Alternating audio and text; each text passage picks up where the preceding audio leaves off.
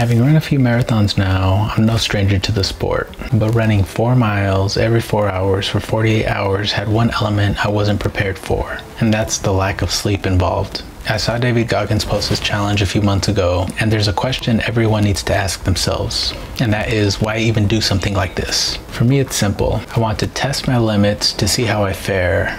I want to see what I could learn about myself from this. I want to build confidence, and I want to become more capable to take on bigger challenges in the future.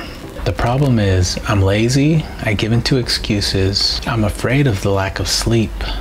I'm afraid of running 48 miles in 2 days. So for 2 months, I knew this was something I wanted to do, but I pushed it off. I came across this quote in Atomic Habits. Every action you take is a vote for the person you wish to become. This also applies to inaction. With no organized runs at this time, I realized I was just coasting, running 4 to 8 miles every other day. I feel like I was settling for the minimum. Where is the passion in mediocrity? What have you done for me lately is a question I often ask myself. And in regards to running, I felt I was falling short. Day 1, 4 p.m. I text my friend Seth and ask him if he would like to do this challenge with me, but I couldn't wait for a response because I felt like if I let the excuses start to creep back in, I would never get around to doing this. So I went out for my first run, and I was still very hesitant to do this challenge. So I began thinking to myself, maybe there's still time to back out. I haven't really told anyone. And by the end of that first run, I decided to send a snap out and at least get it out there so I could have something to hold myself accountable to. I feel good right now. It's the lack of sleep that I'm worried about. Seth said he had decided to join me in this venture, and I'm glad that he did because the next couple of days were a real struggle. 8 p.m. I was enjoying the sunset and still full of energy. I was excited to take on this challenge. It's gonna be a long 2 days. Midnight. This was my first real obstacle, and it was just the idea of going out into the dark. I don't live in the best part of town, and I was just hoping I didn't run into anyone that was out at midnight because I don't know what type of people are wandering around at this time of night. But I was surprised at how much of a ghost town it was. I've never seen this neighborhood in this setting. The sky looks beautiful.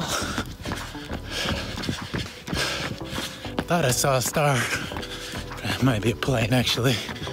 And with the moon shining through the clouds, it was very calming, but nerve-wracking at the same time. And I'm glad I made it back in one piece. 4 a.m. It's still dark out. Having gone through the midnight run, I was much more confident in going out on this run. I think I need to take care of my nutrition a little bit.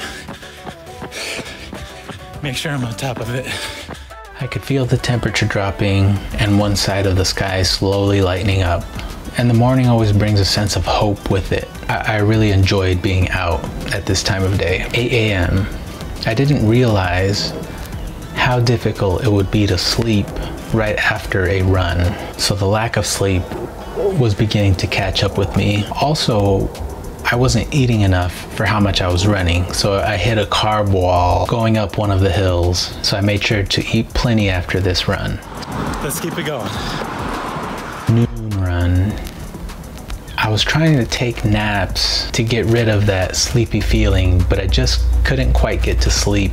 This feeling would just be amplified as I went along. But this noon run was really fun because I went out to the beach, got on some flat land. It really is a beautiful day out. It's around the beach.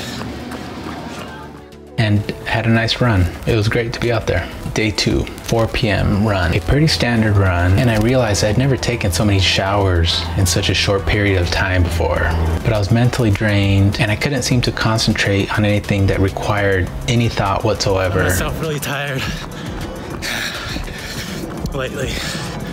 So when I'm not running, I'm relaxing. And I realized I was giving into bad habits, bad eating habits, watching TV. So that was just the reality of the situation. I think I was trying to get some comfort for all the effort I was putting in, but I didn't get much done productively. 8 p.m. Every time I go out to run, I just focus on that one run. And I didn't realize this about myself, but I tend not to look ahead when doing difficult things, but just to focus in on the moment. And I think that's helped me out over time.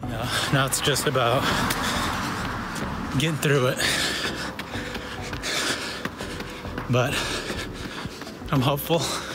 I was definitely sore during this run, but I was enjoying the sunset, and it was another nice day out. 12 a.m. run. I didn't manage to get out of bed until 12:15 and realized I couldn't really kill any time because then I would have less time before my next run. I was still weary of this run. This midnight run is definitely the sketchiest. But I had a little pep in my step because of this, and I think I ran it a little faster than I would have normally, which I guess could be seen as a good thing. 4 a.m. run. What began to get to me was just the persistence of these runs back to back to back, and there was no letting up. But this is where I really found that having a friend also doing this was comforting, because I would send him a text, he'd send me a text, like, how are things going? And it didn't feel so isolating, especially in those early mornings when no one else is awake. Yeah, it's tougher and tougher to get out of bed. And also, all the hesitation I was feeling in the beginning went away, and there was no doubt that I was going to finish this challenge. So I think just the support aspect of it really makes things much more fun. In the morning, when things are still very quiet, with some birds chirping, it's just a great setting. No, there's something about it that really uplifts me, even during these difficult runs. There's something about the time of morning that really makes me grateful for all of the opportunities that I have. 8 a.m., I'm excited to be running in daylight again, but my energy was very low. I found myself walking, cresting up a couple of those hills, and it was difficult. By this time, I'm at mile 40. The longest I had run before this was 26. Very different types of runs, but still something I'm not used to. Beautiful today. Got some fog. Almost done. Let's get it. And finally, the noon run.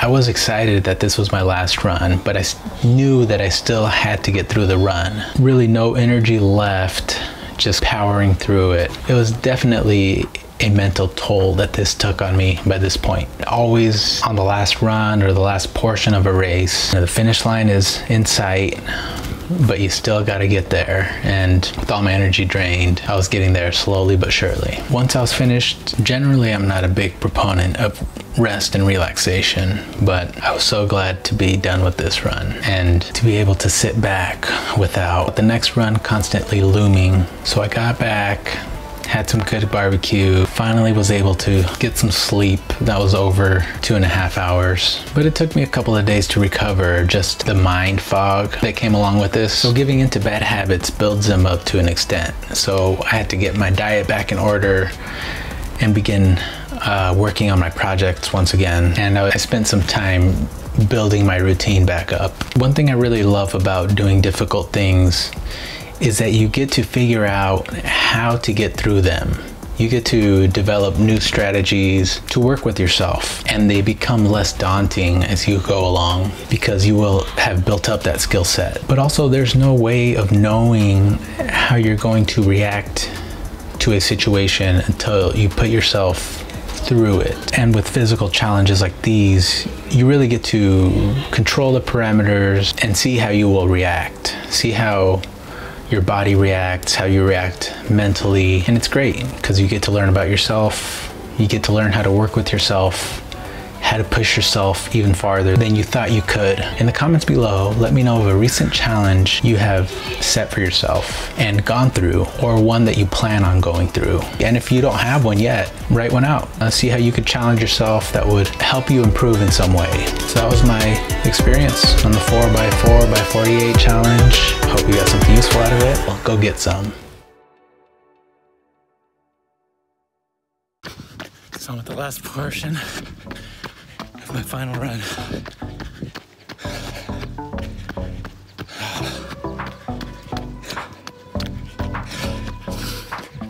It's very tough.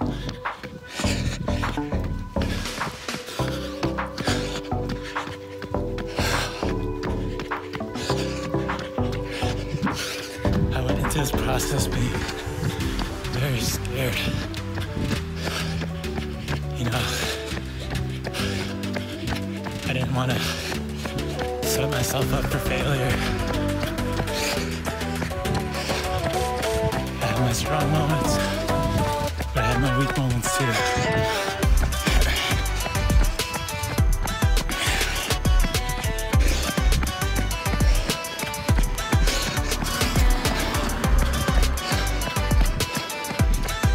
Thing. One of my friends said, as I decided to join along, it really made me feel like I wasn't doing this on my own.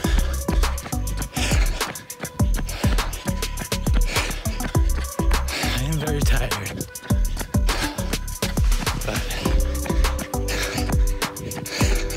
I'm grateful for this opportunity.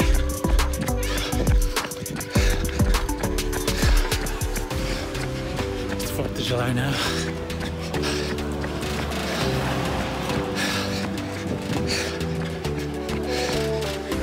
I get to celebrate. Get to eat some good food.